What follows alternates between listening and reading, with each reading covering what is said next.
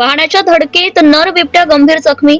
नागपूर जबलपूर राष्ट्रीय महामार्ग क्रमांक 44 वरील कांद्री माइन रेल्वे लाईन परिसरात आज सकाळी सुमारे 7 वाजताच्या सुमारास भरधाव वेगाने येणाऱ्या अज्ञात वाहनाच्या धडकेत एक नर बिबट्या गंभीर जखमी झाल्याची घटना घडली आहे. रस्ता ओलांडत असताना अचानक वाहनासमोर बिबट्या आल्याने ही धडक बसल्याने प्रत्यक्षदर्शींनी हे धडक बसल्याचं पाहिलंय.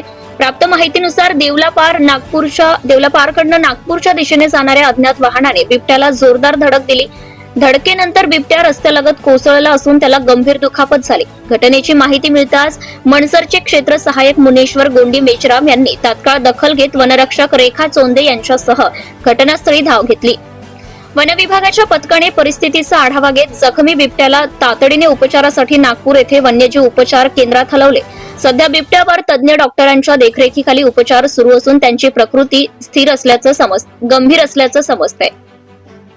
या घटनेमुळे महामार्गावरनं जाणाऱ्या वाहनांच्या वेगावर नियंत्रण ठेवण्याची गरज पुन्हा एकदा अधोरेखित झाली असून वन्यजीवांच्या सुरक्षिततेसाठी संबंधित यंत्रणांनी प्रतिबंधात्मक उपाययोजना करण्याची मागणी नागरिकांकडून होत आहे. जनता टाइम्स आणि जटा टीव्ही चॅनलसाठी राजू कापसे उपसंपादक. Subscribe now and press the bell icon. Never miss an update.